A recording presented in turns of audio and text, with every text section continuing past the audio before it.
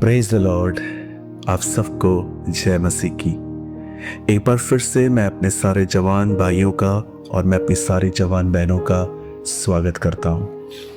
मैं इस समय ये वीडियो झारखंड से बना रहा हूँ। झारखंड में एक प्लेस है बोकारो, जहाँ पर मुझे एक वक्ता के तौर पे मुझे बुलाया गया है। एक बहुत ब्यूटीफुल सिटी है और बड़े अच्छे और प्यारे लोग हैं। प्रार्थना करिए कि हमारे भाई बहन जो बोकारो में हैं वो प्रभु में और भी बढ़ने पाएं। आज जितने भी जवान भाई बहन मुझे देख रहे हैं, आपने इस वीडियो का टाइटल तो पढ़ ही लिया होगा, मेरे साथ कुछ भी अच्छा नहीं हो रहा। मुझे लगता है यही आजकल बहुत सारे यंग लोगों की ये शिकायत है कि कुछ भी अच्छा नहीं हो रहा है। जो एक्सपेक्ट करते हैं वो तो बिल्कुल भी नहीं हो रहा है।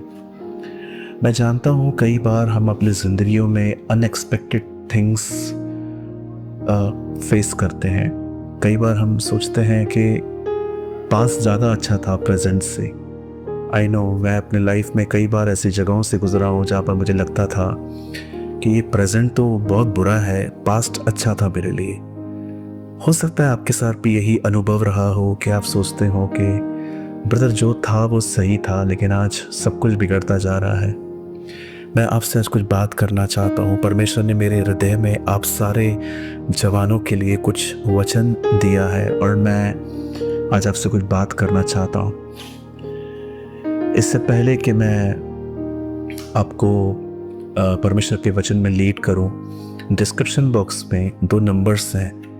एक नंबर भाइयों के लिए है, एक नंबर बहनों के लिए है। अगर आपकी कोई भी प्रेयर रिक्वेस्ट है या इस वचन को सुनने के बाद अगर आप कोई भी प्रेयर रिक्वेस्ट मुझे भेजना चाहते हैं, आप नीचे उन दोनों नंबर्स पे भेज सकते हैं। ये नंबर्स मेरे पास ही होते हैं और मैं आपके लिए ज़रूर प्रेयर करूँगा। कभी ना भूलें, प्रार्थना एक मदद है, प्रार्थना एक सहायता है। पौलुस कहता है कुरिन्थियों को कि तुम भी प्रार्थना के द्वारा मेरी मदद करोगे। जब हम किसी के लिए प्रार्थना करते हैं, आप उनकी मदद करते हैं। मैं आपको भी कहना चाहता हूँ, जब आप लोगों से मिलें तो उनसे ज़रूर पूछा करिए कि क्या आपका कोई प्रार्थना निवेदन है, क्या आप चाहते हैं मैं किसी चीज़ के लिए आपके लिए प्रेयर करूँ, क्योंकि प्रार्थना किसी की मदद करना है। इस समय आपकी स्क्रीन पर एक वर्ड है। ये वर्ड विशेष उन लोगों के लिए है जिनको ये महसूस होता है कि कुछ भी अच्छा नहीं हो रहा है, इन दिनों में कुछ भी हो रहा है, कुछ समझ में नहीं आ रहा है, पता नहीं ज़िंदगी कहाँ ले जा रही है। क्यों प्रभु चुप हैं, शांत हैं, वो मेरे मुकदमों में दाखिल क्यों नहीं होते हैं, शामिल क्यों नहीं होते हैं। एक वर्ड आपके सामने है, रोमियो 8:28। यहाँ लिखा है, हम जानते हैं कि जो लोग परमेश्वर से प्रेम करते हैं उनके लिए सारी बातें मिलकर भलाई को ले आती हैं, अर्थात उन्हीं के लिए जो उसकी इच्छा के अनुसार बुलाए गए हैं। परमेश्वर ने आपको और मुझे बुलाया है। He called us। सबसे पहले हमें कभी नहीं बोलना चाहिए कि हम वो लोग नहीं हैं जो सिर्फ बस सुसमाचार सुनाने के लिए हैं कि हमें सुसमाचार मिला। जी नहीं, हम बुलाए हुए और चुने हुए लोग हैं। प्रभु ने आपको चूज़ किया है। आनंद करना चाहिए हमें इस चीज़ पर कि हमारे पास वाले, हमारे इर्द गिर्द लोग नहीं चुने गए हैं, लेकिन खुदा ने हमें चुना ताकि हम अनंत जीवन के भागी बने, ताकि मरने के बाद हम अपनी ज़िंदगी उसके साथ बिताएं। हमारा भविष्य परमेश्वर है। मृत्यु हमारे लिए एक दरवाज़ा है। सिर्फ हर चीज़ के ऊपर, हर चीज़ का भय निकाल दीजिए, प्रभु आपके साथ है। यहाँ लिखा है, जो लोग परमेश्वर से प्रेम करते हैं उनके लिए सारी बातें भलाई ले आती है। आज बहुत सारे लोगों को ये शिकायत है कि कुछ भी अच्छा नहीं हो रहा, कुछ भी ठीक नहीं हो रहा, पता नहीं क्या हो रहा है ज़िंदगी में। आप जानते हैं, आपको इन सारे मैसअप्स पे ध्यान नहीं देना चाहिए। हाँ, आपको अपने सेल्फ एफर्ट्स ज़रूर लगाने चाहिए। अगर आप देख रहे हो आपको जॉब की नीड है, जॉब नहीं मिल रही है, गिव अप करके, हार कर इंटरव्यू पे जाना बंद न करें। नो, आप अपने सेल्फ एफर्ट डालते रहें, क्योंकि परमेश्वर आलसी को नहीं, मेहनत को ब्लेस करता है। जब उन लोगों ने पानी को भर दिया मटकों में, तब यीशु ने दाखरस बनाई। प्रभु ने उनकी मेहनत को ब्लेस किया। आप जानते हैं, एक समय था जब यूसुफ ने अपने घर में अपने परिवार के साथ जब अपने ड्रीम्स के बारे में बात की कि प्रभु मुझसे ये बातें करते हैं, वो बहुत मिसअंडरस्टैंड किया गया।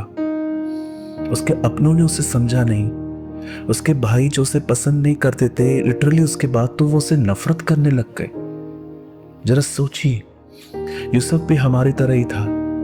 एक तरफ से प्रभु से बात कर रहे थे, दूसरी तरफ से उसके हालात उसके लिए वर्स थे।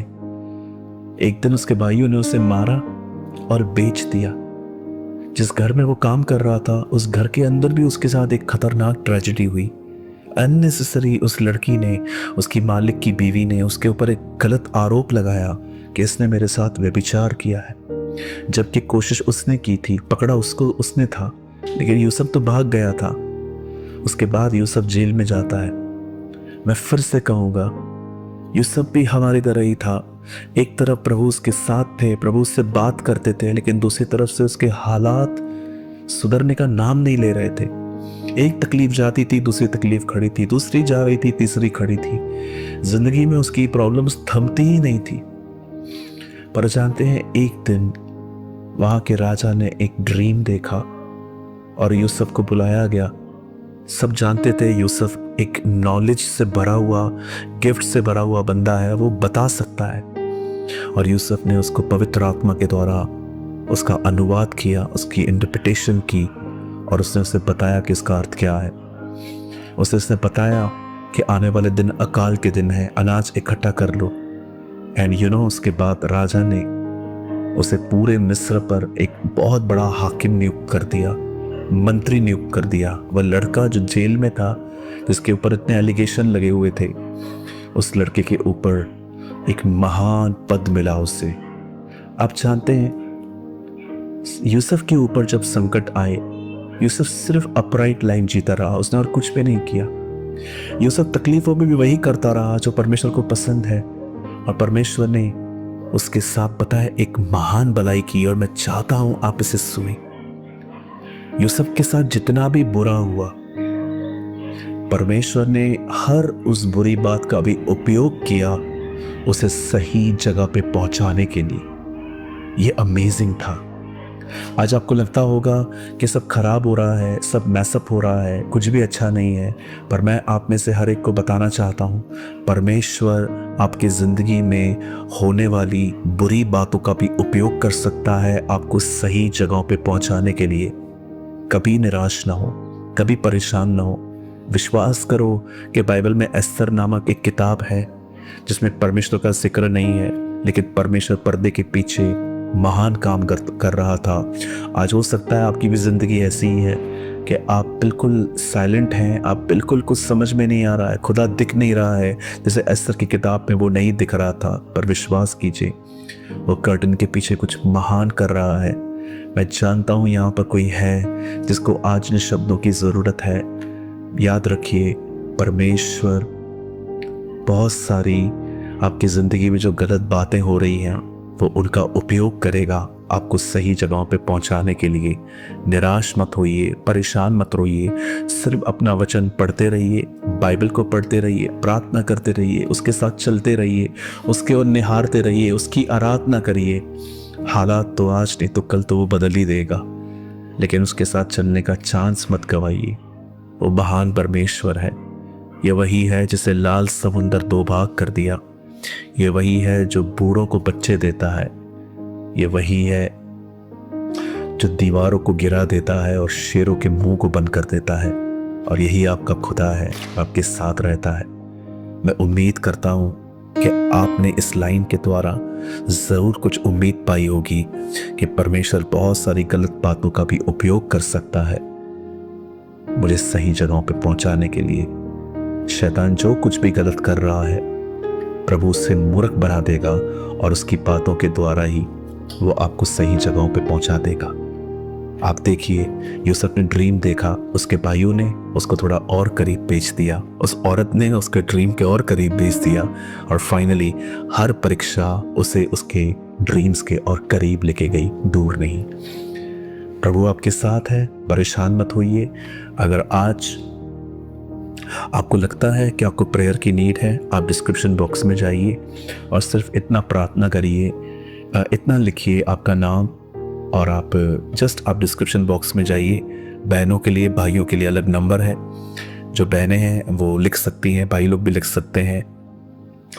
मेरे लिए प्रार्थना करें कि मेरे हालात ठीक हो जाएं। जस्ट आप इतना लिखिए, मैं आपके लिए प्रार्थना करूंगा। मेरा विश्वास है प्रभु हमारी दुआओं को सुनेंगे और सब कुछ बदलेगा। यदि आज आपको लगता है कि आज के वचन के द्वारा प्रभु ने आपसे बात की है, तो कमेंट सेक्शन में कमेंट करके हमें ज़रूर बताएं। प्रभु आप सबके साथ है। आप सबको जय मसीह की।